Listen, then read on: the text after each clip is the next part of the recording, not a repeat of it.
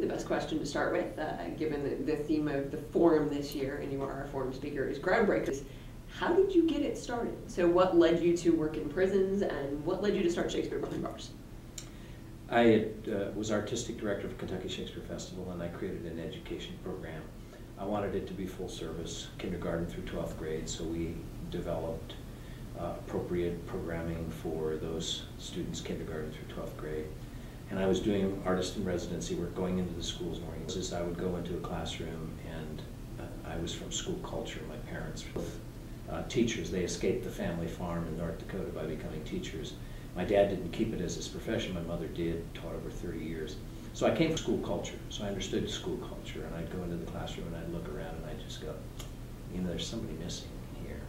So I would say to the kids, well, who's missing today? And they would tell me, you know, little Johnny and little Frida and little, you know. I said, well, where are they? Oh, they're down the hall in another room. And of course, in school culture, they behavioral, the developmental, you know, whoever was a problem, they just, you know, they just wanted the best kids because they didn't want you to think badly of them. Wouldn't do the workshop unless those kids were brought in the room. Of course, as soon as kids become the stars. Yes. They're not so good, maybe they have reading problems, or challenges, maybe they're not so good at math and science, maybe they have a hard time sitting still. You know, all of that stuff evaporated when we started doing anything creative. And suddenly realized that the kid had gifts. And those kids, because when you started putting teams together, everybody wanted to be on that kid's team. Yeah.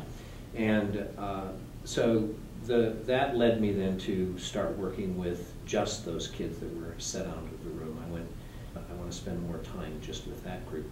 Again, helping them to recognize their gifts and helping them to build their self-esteem and realize that not everybody was the same way, not everybody learned the same way.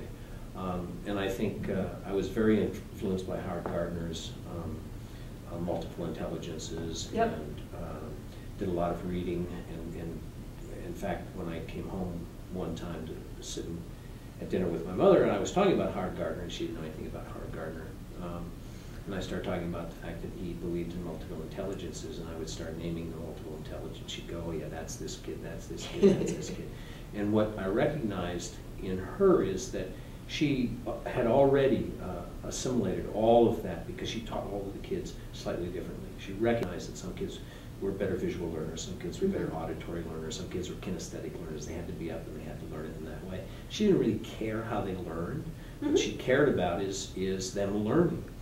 And so I found it quite amusing that here's this, you know, esteemed colleague, Harvard Zero Project college professor doing all of this research and writing and publishing about this. And here's my mother, who's a rural North Dakota teacher, sometimes having 2 grades at the same time in her classroom because the classrooms were small, had already figured all of that stuff out. And I think they figure things out like that.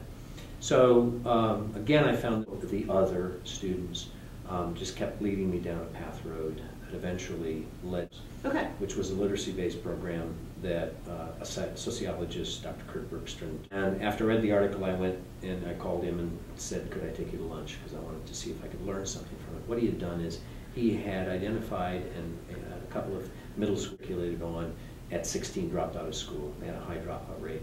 And these 2 were English teachers who were teaching middle school English. And his wife was a psychologist at Luther Luckett Correctional just outside of Louisville, and she handpicked a group of inmates.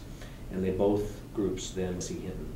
Because she writes about her antagonist. We're then a program that we did in California called Scared Straight, where they took kids in and then had the inmates have an impact on those kids if you took them to the prison and they went through the security and they went through double doors, sat down with inmates on a prison yard and had a discussion with them. He felt that they were to the fact that they didn't want to end up here. Maybe it might propel them forward to stay interested in staying in school.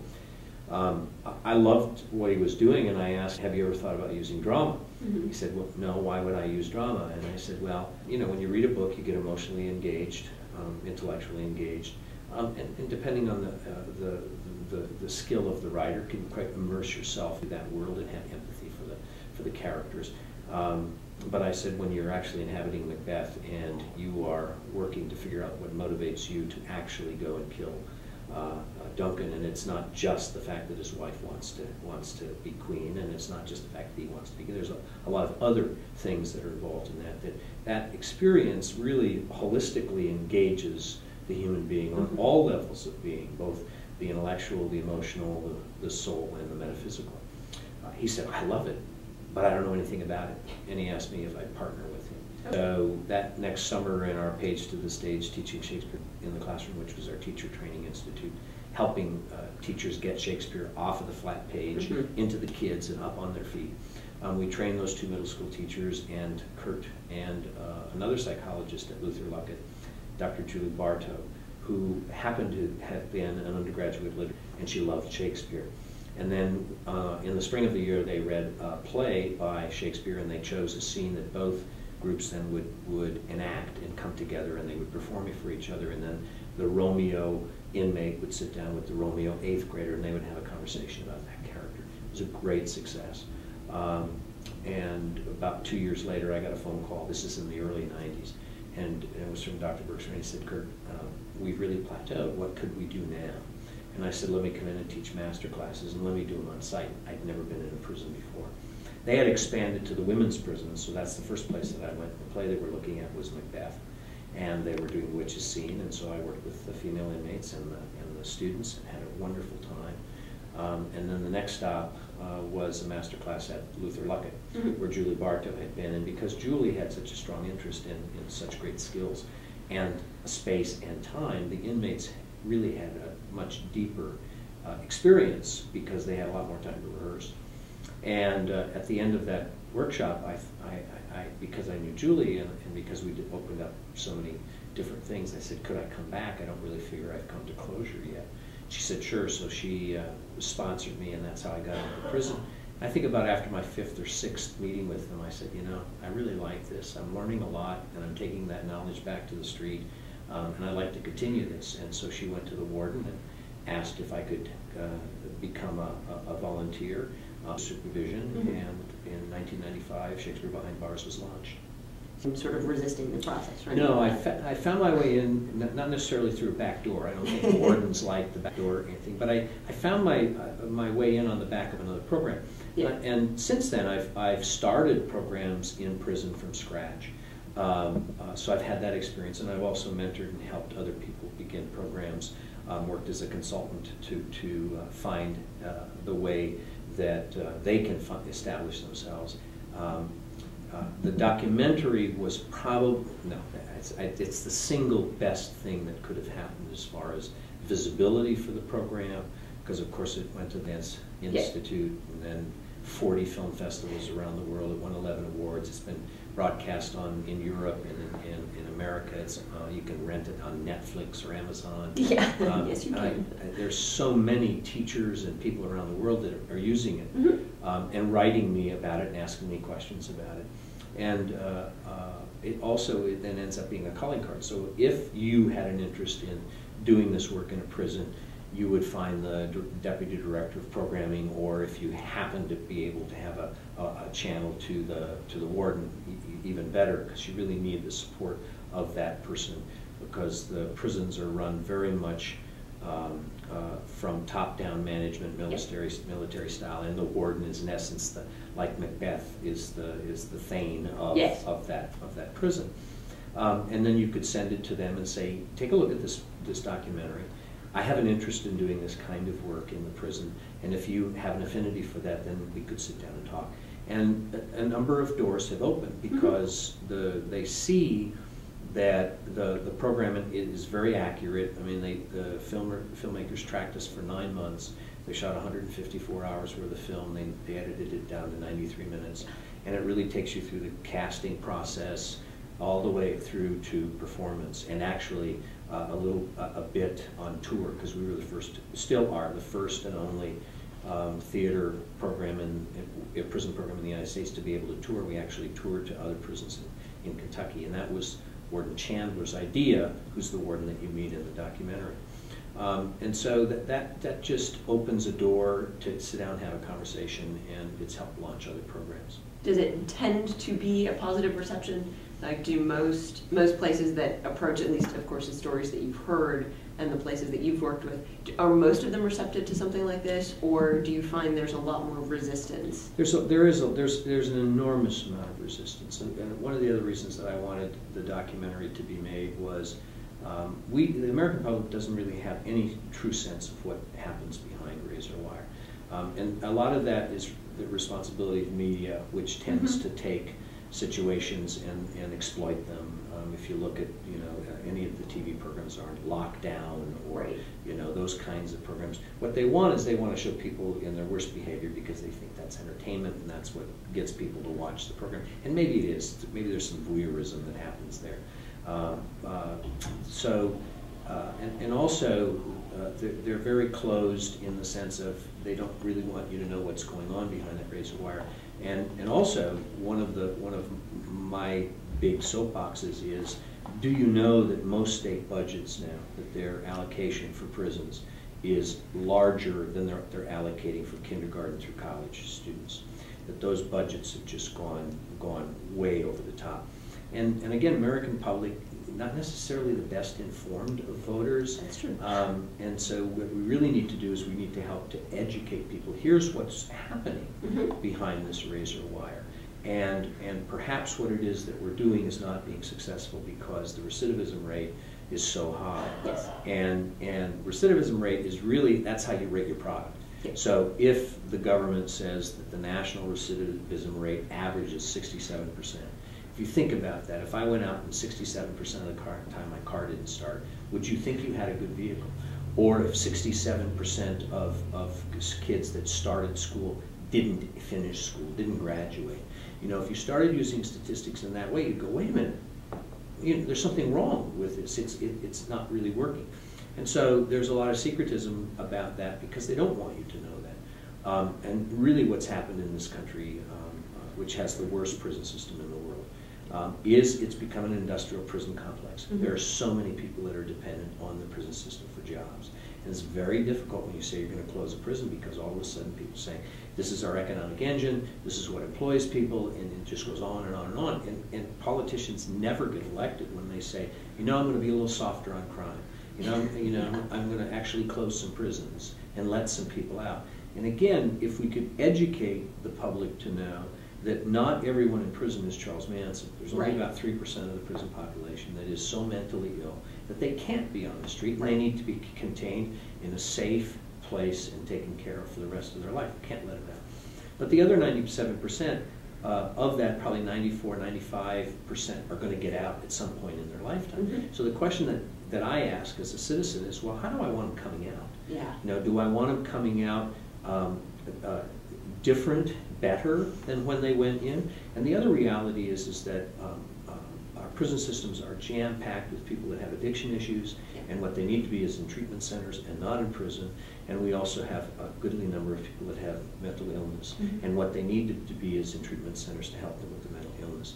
Yes, there is a percentage, a very small percentage, of violent offenders that need to be in prison, and their behavior needs to be changed. They need to come to understand where that behavior came from, and then they need to be engaged on a cognitive level in order to, when that feeling or whatever it is that led them down that path in the first place begins to awaken in them, they need to know what it is that they need to divert it. Yeah. And again, all that has to do with treatment centers, right? Just treatment centers. How can we help people that have issues that we no longer have state mental institutions?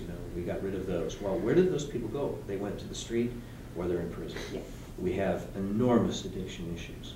And addiction issues lead to crime, and crime leads to jail, and jail leads to prison. And there are many people that are imprisoned.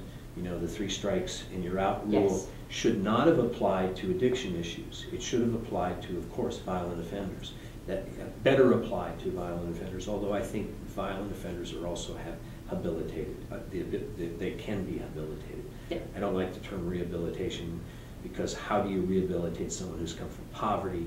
How do you rehabilitate someone who's come from a really, really difficult childhood existence with child abuse, those kinds of things? Rehabilitate them back to where they came from. Well, this is what caused their behavior. So I like the word habilitation. awakening in them the goodness that lives in them, calling it forth, and helping them to understand how to be a part of the community. And I also believe very strongly in restorative justice and not retributive justice. And restorative justice involves the people who were hurt by the crime. You would be surprised at the number of inmates that I work with that don't even think about what it is that they did from the victim's sense.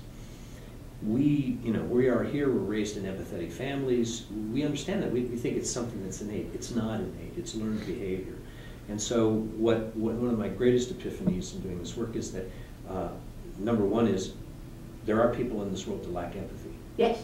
I didn't know that because I came from an empathetic family, an empathic community. I just thought that's the way it was. When I would meet somebody that would say, that you would say they don't have empathy, I would say, well, they're just jerks, right? They're just choosing not to do it. When I started the prison work, I came in contact with people that had no idea of what empathy meant. And the other great epiphany is that empathy can be taught. Empathy can be awakened.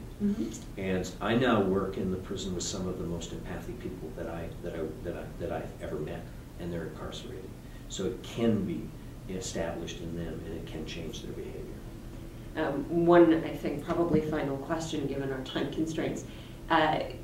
In the documentary, and I've heard you talk about it as well, you mentioned the idea of a circle of trust, that the men who are participating in the program are members of this circle. And sort of from a leadership perspective, my understanding of that is that the circle, part of its function is to help them lead each other. I was wondering if you could talk about that process, sort of where it came from and how you've seen it working.